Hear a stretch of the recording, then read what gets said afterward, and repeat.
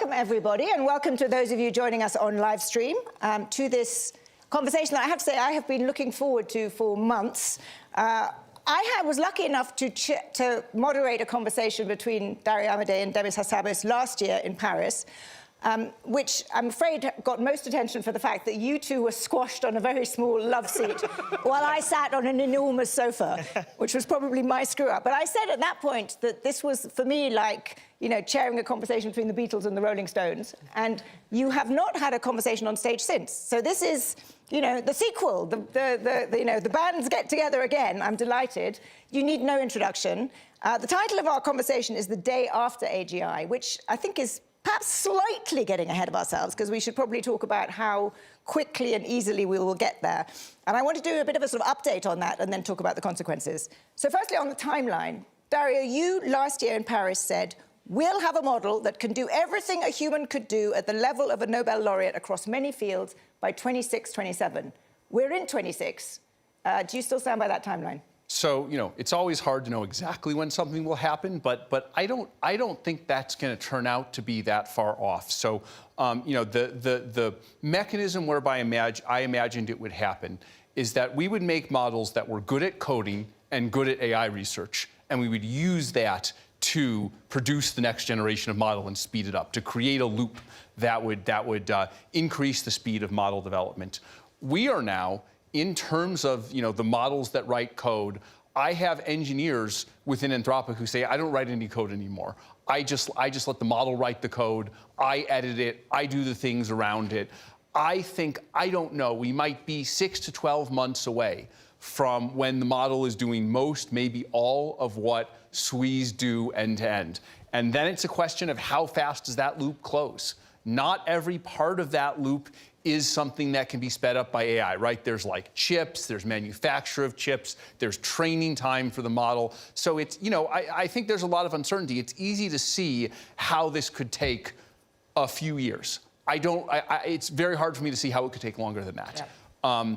But if I had to guess, I would guess that this goes faster than people imagine, and that key element of code and increasingly research going faster than we imagine, that's going to be the key driver. It's really hard to predict, again, how much that exponential is going to speed us up, but something fast is going to happen. So you, Demis, were a little more cautious last year. You said a 50% chance of a system that can exhibit all the cognitive capabilities humans can by the end of the decade. Mm-hmm. Clearly in coding, as Dario says, it's been remarkable. Mm. What is your sense of, do you stand by your prediction? Yes. And what's changed in the past year? Yeah, look, I think I'm still on the same kind of timeline. I think there has been remarkable progress, but I think some areas of kind of engineering work, coding, also you could say mathematics, are a little bit easier to see how they would be automated, partly because they're verifiable what the output is.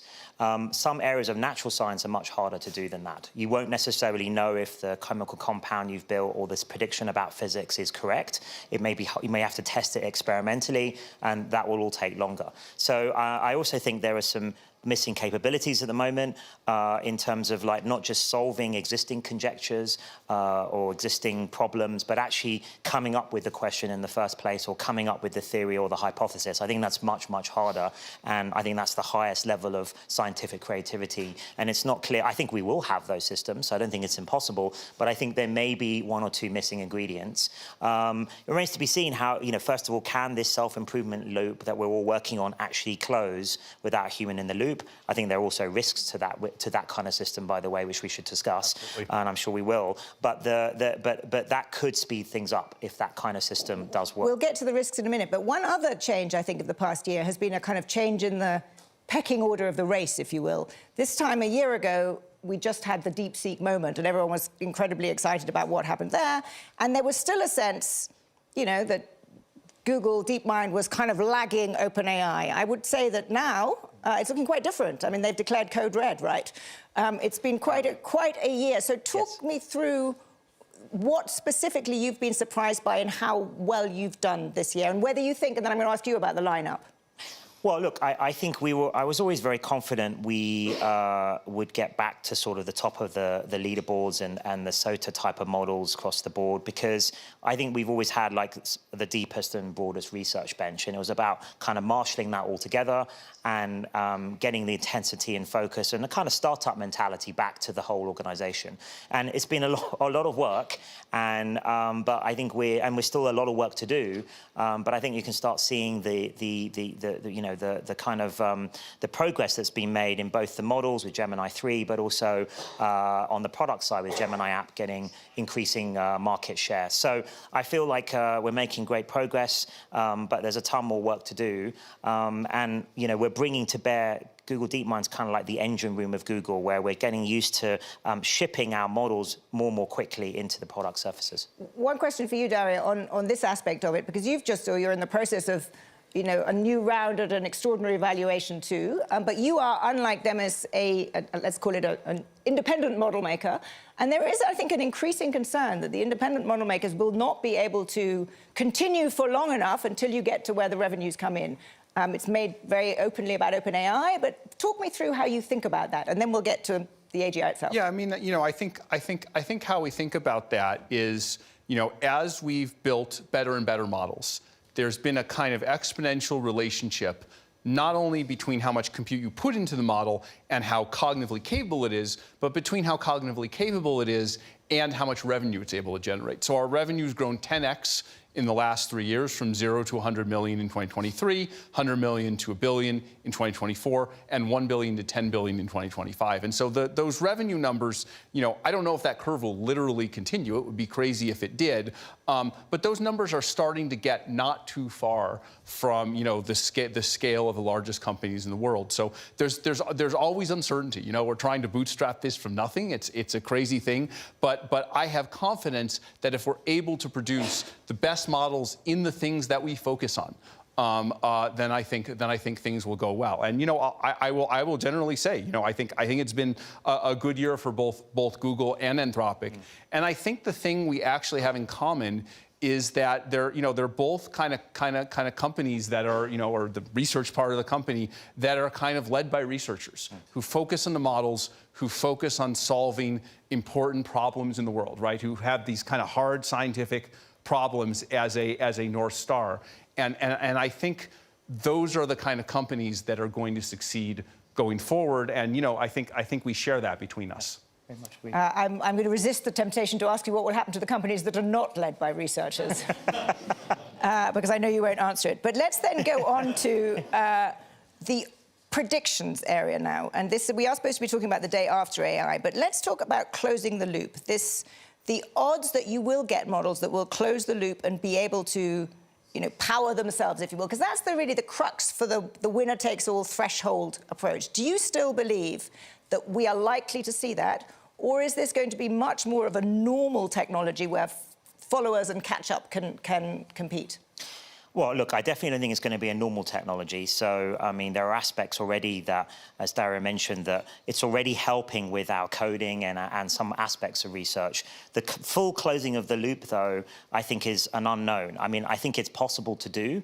You may need AGI itself to be able to do that in some domains. Again, where these domains, where there's more messiness around them, it's not so easy to verify your answer very quickly. There's kind of NP hard domains. So as soon as you start getting more, and I also include, by the way, for AGI, physical AI, robotics working, all of these kind of things, and then you've got hardware in the loop, that may limit how fast the self-improvement systems can work. But I think in coding and mathematics and these kind of areas, I can definitely see that working. And then the question is more theoretical one, is what is the limit of engineering and maths to solve the natural sciences?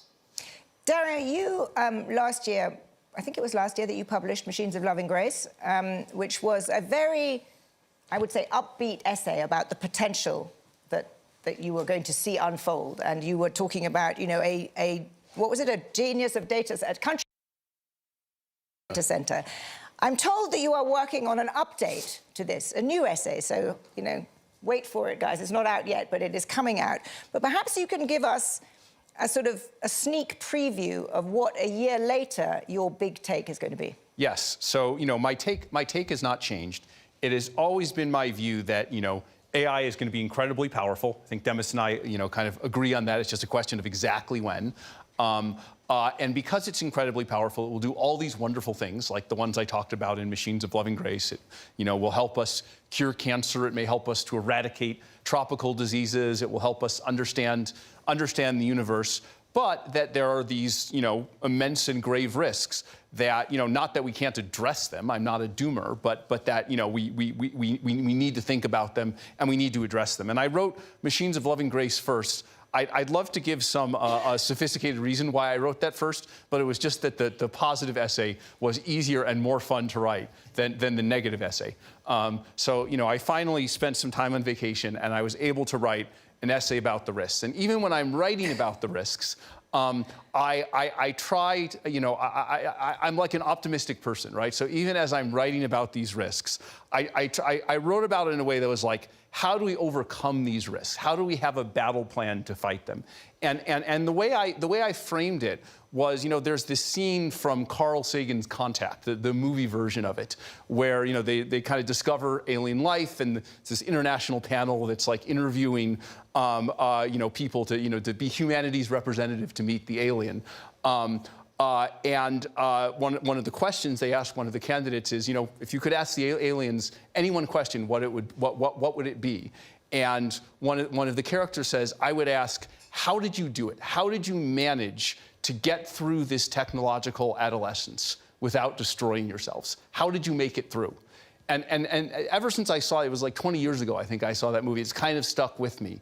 And that's the frame that I used, which is that we are knocking on the door of these incredible capabilities, right? The ability to build basically machines out of sand, right? I think it was inevitable that the instant we started working with fire, but how we handle it is not inevitable. And so I think the next few years we're going to be dealing with, how do we keep these systems under control that are highly autonomous and smarter than any human?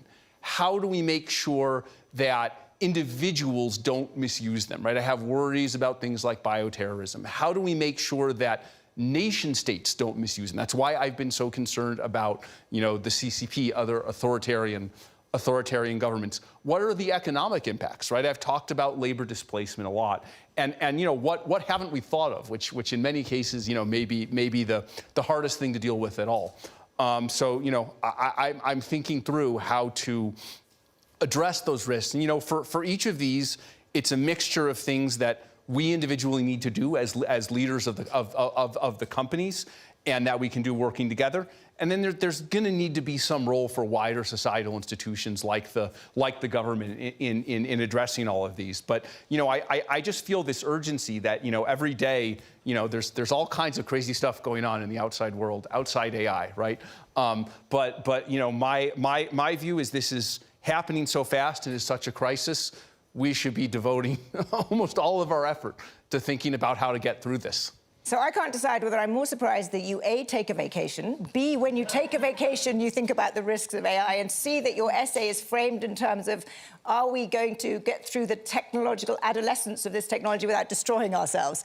So my head is slightly spinning, but you then, and I can't wait to read it, but you mentioned several areas that can guide the rest of our conversation. Let's start with jobs. Because you actually have been very outspoken about that. And I think you said that half of entry-level white-collar jobs could be gone within the next 1 to 5 years. But I'm going to turn to you, Demis, because so far, we haven't actually seen any discernible impact on the labour market.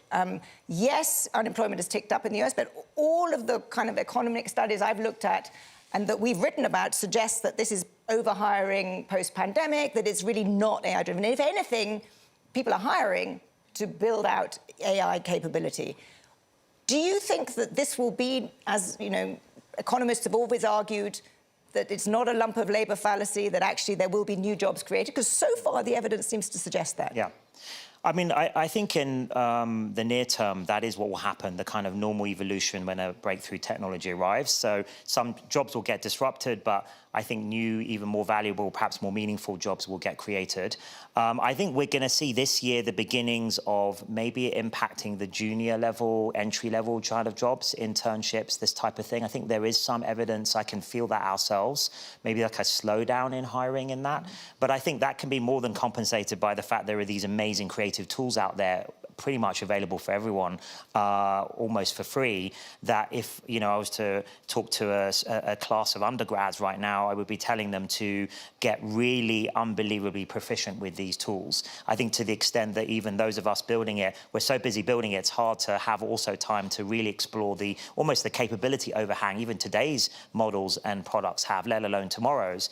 And I think that can be maybe better than a traditional internship would have been in terms of you sort of leapfrogging yourself to be useful in a profession. So I think that's what I see happening probably in the next 5 years. Maybe we again slightly differ on timescales on that, but I think what happens after AGI arrives, that's a different question, because I think really we would be in uncharted territory at that point. Do you think it's going to take longer than you thought last year when you said half of all entry-level white-collar jobs? I have about the same view. I actually agree with you and with Demis that at the time I made the comment, there was no impact on the labor market. I wasn't saying there was an impact on the labor market at that moment. You know, now I think maybe we're starting to see just the little beginnings of it, you know, in software and coding. I even see it within Anthropic, where you know, I can look forward. I can kind of look forward to a time where, on the more junior end, and then on the more intermediate end, we actually need less and not more people. And you know, we're thinking about how to deal with that within Anthropic in a sensible way. You know, 1 to 5 years as of 6 months ago, I would stick with that. You know, if you kind of, you know, connect this to what I said before, which is, you know, we might have AI that's better than humans at everything in, you know, maybe 1 to 2 years, maybe a little longer than that. Those don't seem to line up. The reason is that there's this lag, and there's this replacement thing, right? I know that the labor market is adaptable, right? It's just like, you know, 80% of people used to do farming. You know, farming got automated, and then they became factory workers, and then knowledge workers. So, you know, there is some level of adaptability here as well, right? We should be economically sophisticated about how the labor market works. But my worry is, as this exponential keeps compounding, and I don't think it's going to take that long, again, somewhere between a year and 5 years, it will overwhelm our ability to adapt. I think I may be saying the same thing Demis is, just factored out of that difference we have about timelines, which I think ultimately comes down to how fast you close the loop on coding. And how much confidence do you have that governments get the scale of this and are beginning to think about what policy responses they need to have? I don't think that it's anywhere near enough work going on about this. I'm constantly surprised, even when I meet economists at places like this, that they're not more of professional economists, professors thinking about what happens. And not just sort of on the way to AGI, but even if we get all the technical things right that Dario's talking about, and the job displacement is one question, we're all worried about the economics of that, but maybe there are ways to distribute this new productivity, this new wealth more fairly. I don't know if we have the right institutions to do that, but that's what should happen at that point. There should be, you know, we may be in a post-scarcity world. But then there are even the things that keep me up right now is there are even bigger questions than that at that point, to do with meaning and purpose, and a lot of the things that we get from our jobs, not just economically. That's one question, but I think that may be easier to solve, strangely, than what happens to the human condition and humanity as a whole. And I think I'm also optimistic we'll come up with new answers there. We do a lot of things today, from extreme sports to art, that aren't necessarily directly to do with economic gain. So I think we will find meaning, and maybe there'll be even more sort of sophisticated versions of those activities. Plus, I think we'll be exploring the stars, so there'll be all of that to factor in as well for in terms of purpose. But I think it's really worth thinking now, even on my timelines of like 5 to 10 years away, that isn't a lot of time before this comes. How big do you think is the risk of a popular backlash against AI that will somehow kind of cause governments to do what, from your perspective, might be stupid things? Because I'm just thinking back to the era of globalization in the 1990s, when there was indeed some displacement of jobs, governments didn't do enough. The public backlash was such that we've ended up sort of where we are now. Do you think that there is a risk that there will be a growing antipathy towards what you are doing and your companies in the kind of body politic? I think there's definitely a risk. I think that's kind of reasonable. There's fear and there's worries about these things like jobs and livelihoods. I think there's a couple of things that, I mean, it's going to be very complicated the next few years, I think, geopolitically, but also the various factors here. Like we want to, and we're trying to do this with AlphaFold and our science work and Isomorphic, our spin-out companies solve all disease, cure diseases, come up with new energy sources. I think as a society, it's clear we'd want that. I think maybe the balance of what the industry is doing is not enough balance towards those types of activities. I think we should have a lot more examples. I know Dario agrees with me of like AlphaFold-like things that help sort of unequivocal good in the world. And I think actually it's incumbent on the industry and all of us leading players to show that more, demonstrate that, not just talk about it, but demonstrate that.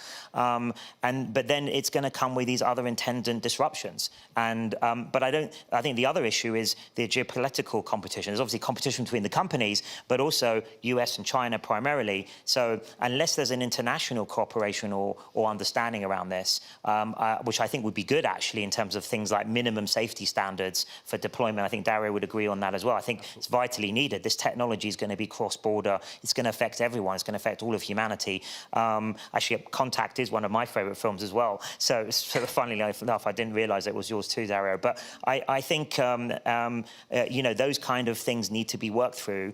And if we can, maybe it would be good to have a bit of a slightly slower pace than we're currently predicting, even my timelines, so that we can get this right societally.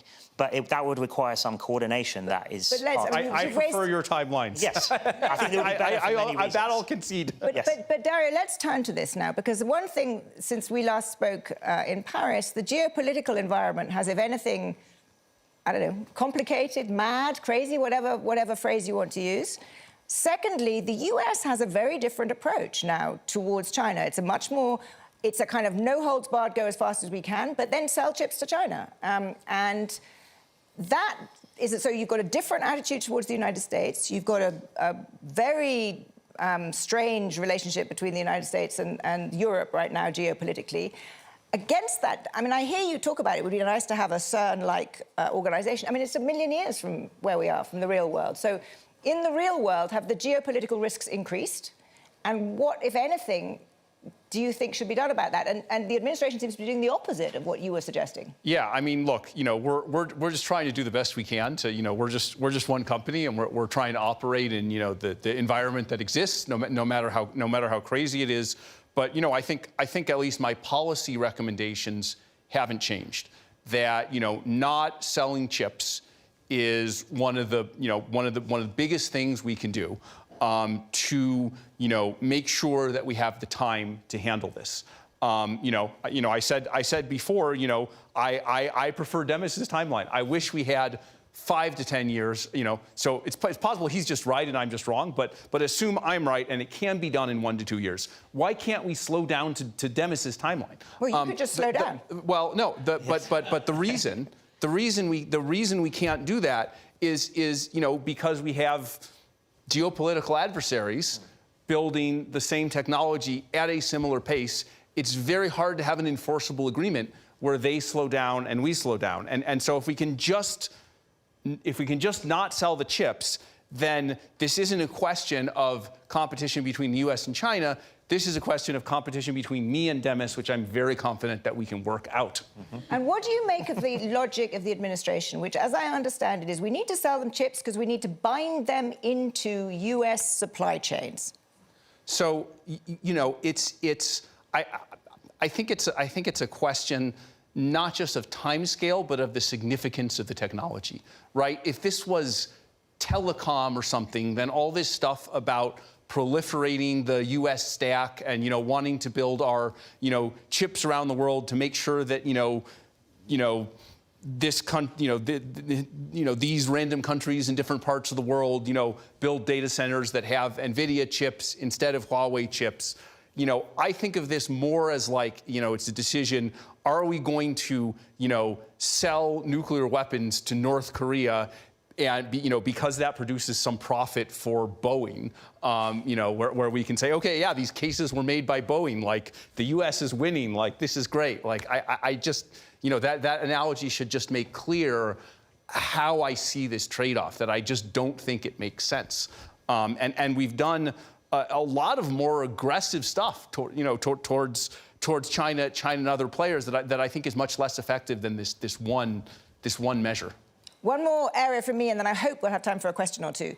The other area of potential risk that doomers worry about is a kind of all-powerful, malign AI. And I think you've both been somewhat skeptical of the doomer approach. But in the last year, we have seen, these models showing themselves to be capable of deception, duplicity.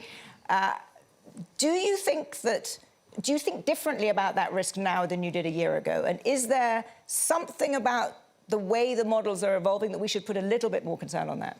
Yeah, I mean, since the beginning of Anthropic, we've kind of thought about this risk. I mean, our research at the beginning of it was very theoretical, right? We pioneered this idea of mechanistic interpretability, which is looking inside the model and trying to understand, looking inside its brain, trying to understand why it does what it does, as human neuroscientists, which we actually both have background in, try to understand the brain. And I think as time has gone on, we've increasingly documented the bad behaviors of the models when they emerge, and are now working on trying to address them with mechanistic interpretability. So I think I've always been concerned about these risks. I've talked to Demis many times. I think he has also been concerned about these risks. I think I have definitely been, and I would guess Demis as well, although I'll let him speak for himself, skeptical of doomerism, which is, we're doomed, there's nothing we can do, or this is the most likely outcome. I think this is a risk. This is a risk that if we all work together, we can address. We can learn through science to properly, control and direct these creations that we're building. But if we build them poorly, if we go, if we're all racing and we go so fast that there's no guardrails, then I think there is risk of something going wrong. So I'm going to give you a chance to answer that in the context of a slightly broader question, which is, over the past year, have you grown more confident of the upside potential of the technology, science, all of the areas that you have talked about a lot, or are you more worried about the risks that we've been discussing? Azana, I've been working on this for 20 plus years, so we already knew. Look, the reason I've spent my whole career on AI is the upsides of solving basically the ultimate tool for science and understanding the universe around us. I've sort of been obsessed with that since a kid, and building AI is should be the ultimate tool for that if we do it in the right way. The risks also we've been thinking about since the start, at least the start of DeepMind 15 years ago. And we kind of sort of foresaw that if you got the upsides, it's a dual purpose technology. So it could be repurposed by, say, bad actors for harmful ends. So we've needed to think about that all the way through. But I'm a big believer in human ingenuity. But the question is having the time and the focus and all the best minds collaborating on it to solve these problems. I'm sure if we had that, we would solve the technical risk problem. It may be we don't have that, and then that will introduce risk, because it'll be fragmented, there'll be different projects, and people will be racing each other. Then it's much harder to make sure, these systems that we produce will be technically safe. But I feel like that's a very tractable problem if we have the time. If we have the time and space. I want to make sure there's one question. Gentlemen, keep it very short, because we've got literally 2 minutes. Thanks. Hello? Yeah, no, speak. Thanks very much. I'm Philip, co-founder of Star Cloud, building data centers in space. I wanted to ask a slightly philosophical question. The sort of strongest argument for doomerism to me is the Fermi paradox, the idea that we don't see intelligent life in our galaxy. I was wondering if you guys have any thoughts on that. Yeah, I've thought a lot about that. That can't be the reason, because we should see all the AIs that have... So just for everyone knows, the idea is... Well, it's sort of unclear why that would happen, right? So if the reason there's a Fermi paradox, there are no aliens because they get taken out by their own technology, we should be seeing paperclips coming towards us from some part of the galaxy, and apparently we don't. We don't see any structures. Dyson spheres, nothing, whether they're AI or natural or sort of biological. So to me, there has to be a different answer to the Fermi paradox. I have my own theories about that, but it's out of scope for the next minute. But I just feel like my prediction, my feeling is that we're past the great filter. It was probably multicellular life, if I would have to guess. It was incredibly hard for biology to evolve that. So we're on that, you know, there isn't a comfort of like what's going to happen next. I think it's for us to write as humanity what's going to happen next. This could be a great discussion, but it is out of scope for the next 36 seconds. But what isn't, 15 seconds each, when we meet again, I hope next year, the three of us, which I would love, what will have changed by then? I think the biggest thing to watch is this issue of AI systems building AI systems. How that goes, whether that goes one way or another, that will determine, you know, whether it's a few more years until we get there, or if we have, if we have wonders and a great emergency in front of us that we have to face. AI systems, building AI systems. I agree on that, so we're keeping in close touch about that. But also, I think outside of that, I think there are other interesting ideas being researched, like world models, continual learning. These are the things I think that will need to be cracked if self-improvement doesn't sort of deliver the goods on its own. Then we'll need these other things to work. And then I think things like robotics may have its sort of breakout moment. But maybe on the basis of what you've just said, we should all be hoping that it does take you a little bit longer, and indeed everybody else, to give us a bit I would more time. prefer that. I think that would be better for the world. Well, you guys could do something about that. Thank you both very much indeed.